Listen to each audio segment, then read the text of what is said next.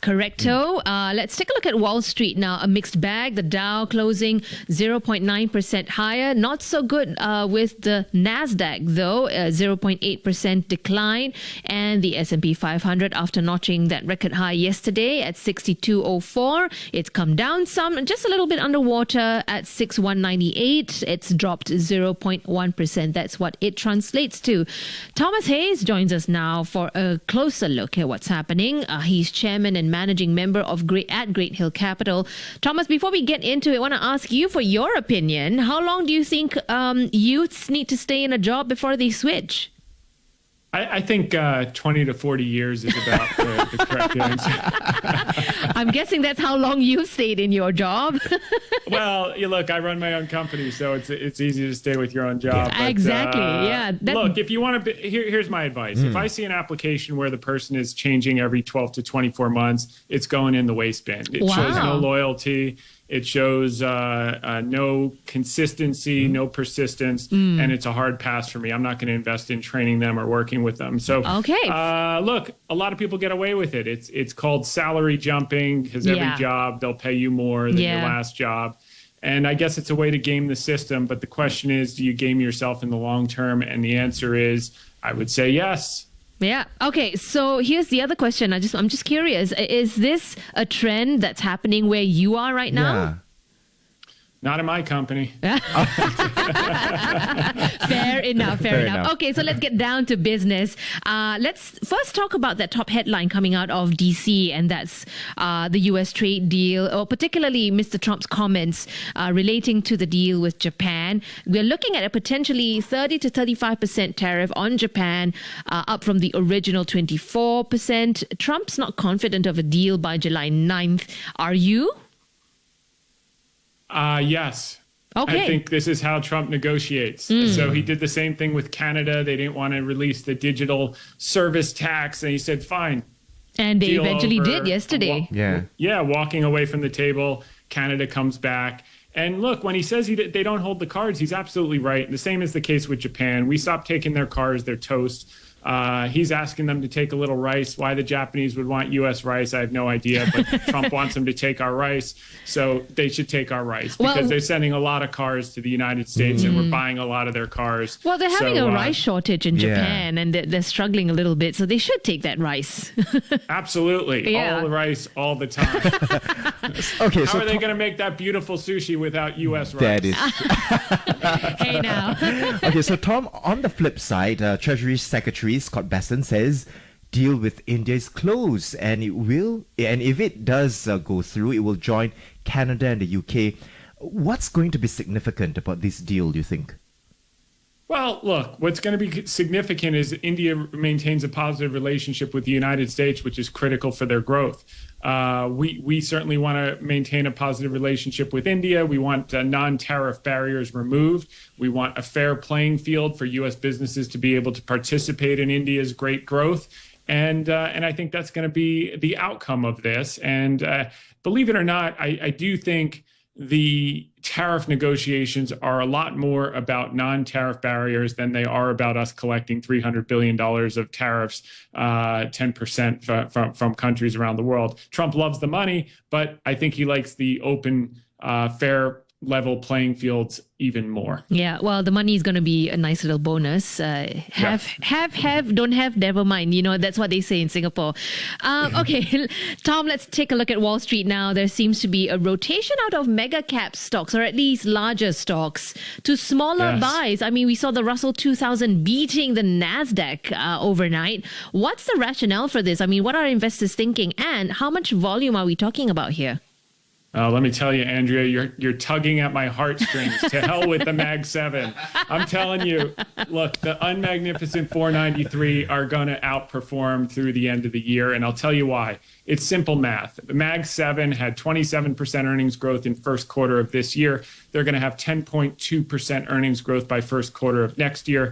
Unmagnificent 493 had negative earnings growth the end of last year. By Q1 of next year, they're going to have 10.3% earnings growth, which means more earnings growth for much lower multiple, approximately half the multiple. And why is Mag 7's earnings growth declining so precipitously? Because they are massively spending on CapEx.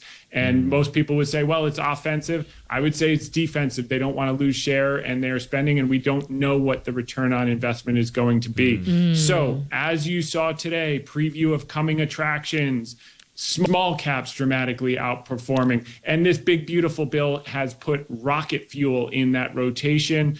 Whether it's $10,000 interest deduction on new automobiles. Volumes have been anemic in the United States since COVID. It's going to supercharge it. Why? Because the average car on the road is 13.5 years. Powell will get his head on straight and actually start cutting rates, which will help people get into cars. It'll help the millennials, as you said, as they hop from job to job, also buy a house and make babies. We need them to make babies. And by the way, with the new tax bill, if they make babies before 2028, their babies are going to get an investment account funded with $1,000 that's going to compound over time. So by the time they're 20, 30, 40, they're participating in the American dream with a massive head start. Wow, a dream before the person even exists. That's really nice. Yeah. The Russell 2000 trending upwards of 1%, by the way, at the close of business. Tom, so talking about jobs, U.S. job openings hit the highest in 7 months, largely due to summer holidaying, but layoffs were lower too. What do you think we'll see when summer's over?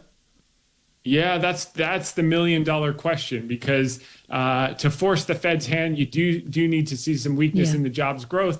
But we've gone from tariffs and bombs to tax cuts, deregulation, and growth. So animal spirits are coming back. CEO confidence is coming back. It was in the toilet in early April. They were hiding under their desks, quivering in the fetal position. Now they want to do deals. They want to make investments. They want to grow again. And that's a positive thing for the economy. And this tax bill only enhances that, because the Tax Cuts and Jobs Act is extended in perpetuity. So a lot of constructive things happen. I'm really eager to see that jobs report on Friday, because that's going to tell us a lot about when the Fed goes. Exactly. We'll get to the big, beautiful bill in just a moment. The U.S. economy is likely going to chug along from the looks of it. And that's going to not to dampen your spirits here, Tom, but it might just buy the Fed more time to cut rates. Plus, not forgetting Trump sticking with that 9 July deadline, which they feel needs to be priced into inflation. Do you think a September cut now is too soon, or do you think it's too late? September's too late. That's probably when it's going to happen. It should happen in July. Look, at the end of the day, this is about one. The Fed is supposed to be, by mandate, data dependent. They have now become prediction dependent, and it's been wrong. I mean, this is the guy in December of 2018 that said autopilot with quantitative easing and crashed the stock market 20% in a few weeks right before Christmas. Mnuchin had to come bail him out.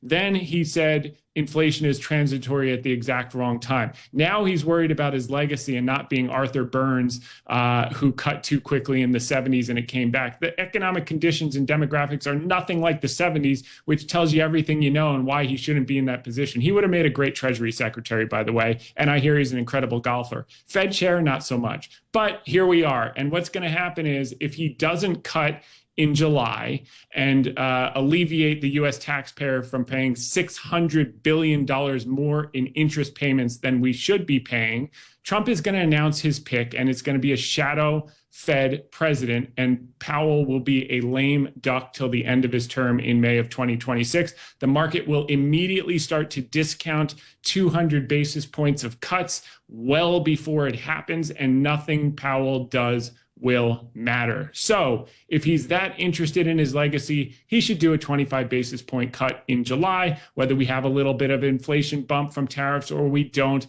because according to them, in their brilliant summary of economic projections, they themselves acknowledge any bump will be like a one-time tax and temporary. They also, in their brilliant predictions, say that real GDP is going to decelerate to 1.4%. So if they're so damn confident in their projections, why didn't they cut 50 basis points if real GDP is going to drop to 1.4%? You tell me. $1 million question that we can't answer. Yeah. Okay, so, talking about being good at golfing, let's swing to that big, beautiful bill now. It's passed the Senate, but before we get into the details, any chance we'll see a little choke at the House of Representatives?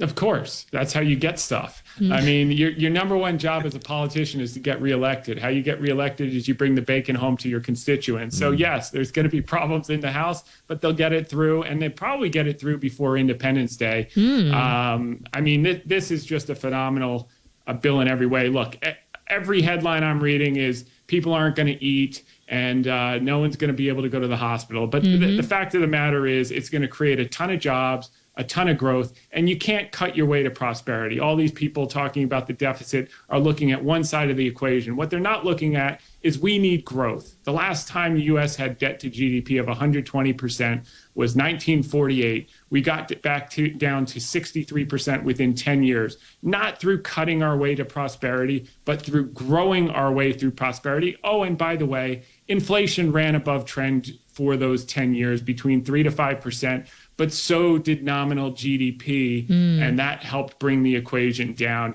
You cut your way, you're going to lose jobs, you're going to have deflation, and then you're going to really have a debt problem. So you need tax cuts, you need deregulation, you got to let animal spirits go, and we've got to run GDP as hot as hell to bring debt to GDP down to a reasonable level in the next 5 years. Right. So while we're thinking about that, it is going to be passed through likely, and there's going to be tax and spending cuts galore. While that's closer to being realized, what kind of risks do you think traders will need to brace for then in the meantime? Well, you're going to have the day-to-day nonsense about the tariffs. Here's what you need to know. Markets climb a wall of worry. Okay, so 2 months ago, all these brilliant people, when the market was down 20%, were telling you to sell your stocks in the hole. These are the same idiots that are chasing stocks up at new highs, that are being forced back into the market. Why? Because they want to keep their jobs. Unlike the real world, in investment management, people actually want to keep their jobs longer than 12 to 24 months. And how they do that is they closet index, and now they're behind the benchmarks.